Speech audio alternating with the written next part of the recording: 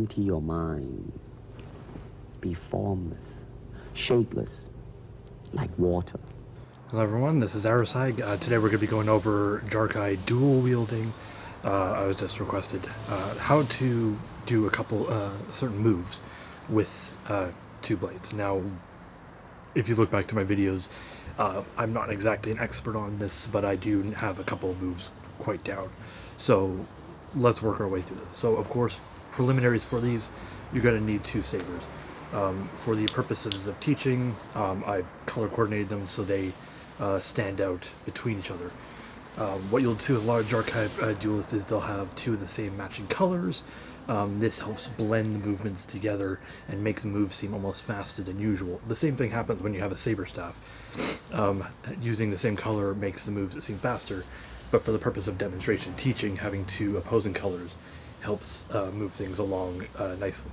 So I hold my main in my right hand and then my Shiva in my left hand, so this will help you coordinate yourself appropriately.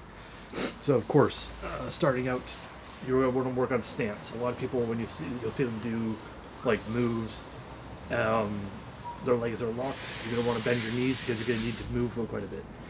I find putting one in front of the other and then the other one off to the side, so you have this is suitable for such movements because you're going to need to be able to move quite a bit.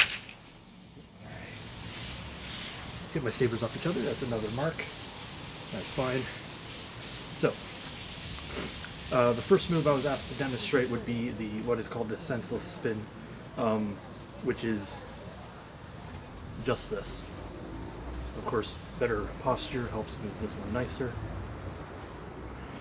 So essentially what you want to get down is an obiani with either hand. If you can't do it with either hand, you're not going to be able to do this move. Now we're going to put these down. The most important thing is the shoulder movement. It's going to be just relax your arms and let your arms flow like this. This is the majority of the movement. You're going to just want to be able to do this. Of course, twisting your hips and twisting your shoulders will help make this move easier. And then you're just going to want to wiggle, like noodle your arms. So with both of these, you're going to want, as you can see, it's just noodling the arms. So what you're going to do is, so some people get the timing a little weird, and that's where people will break down. So what you're going to want to do is learn to break each move down into its own timing. So you have 1, 2, 3. 1, 2, 3. So 1, 2, 3, 1, 2, 3, 1, 2, 3. To get the timing of this right, you're just going to want to do the offhand 1 beat behind. So when you get to 1, you have 1, 2, this one goes into to 1. And then this one goes into 3, this one goes into 2, this one goes into 1, this one goes into 3. 1, 2, 3, 1, 2, 3. It's actually quite simple. Of course, you could do it with the opposite. You just have to know when to throw it in. Essentially, right as you bring it into the underhand, start the other one going backwards.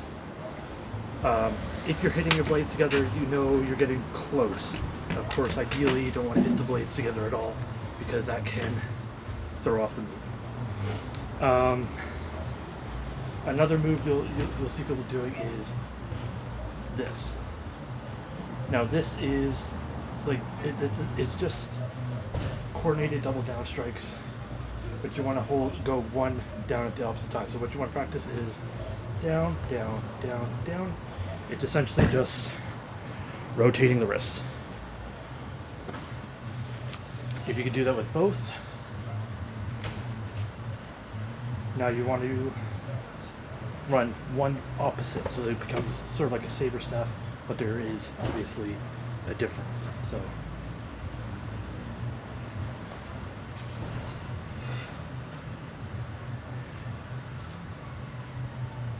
like that. So that's one move that you'll see with dual wielding. It just looks nice. It's a great filler move. Then of course you'll have where you're one's crossing over the other. You'll have one that is essentially you're essentially just going like this and like this, but one is don't look at the camera while you're doing this, is below the other. But what you'll see me doing a lot is I do what I call a double tuck. You see the same thing when I'm doing bow staff, where essentially you'll bring this saber down underneath, over, around, and then this arm gets tucked, brought around, and go over. Essentially, arms keep touching each other. Sabers are different lengths, so it doesn't work. But what essentially it looks like from the front is this. So essentially one goes down and down, over, down, then down, over, down, down, and down, over, down, over, down, over. It's actually quite simple. It's just a little bit difficult. So now, of course, you have moves like the angel wing. This can be done using the exact same principle as the obi-Wan. You just want to hold one beat off. I'm going to attempt it here. I'm not very good at it, but essentially you want to go into your standard.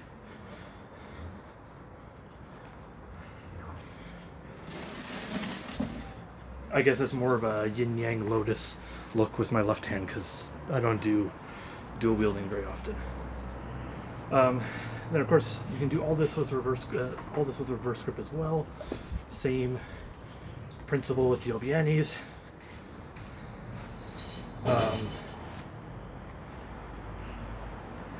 Like you could work it out from there. Then you have the, as I said, you have this. This is essentially the double tuck technique. You can do the same move upwards. It's just not very practical in my opinion.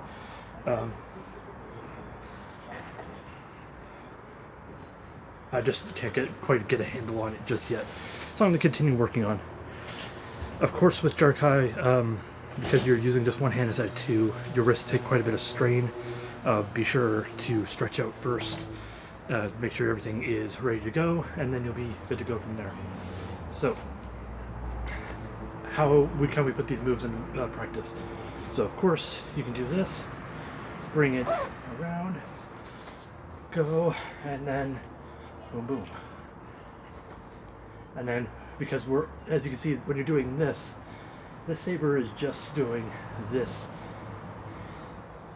And then you're able to go into an obi-Wan and then strike, and then go into this from there, strike.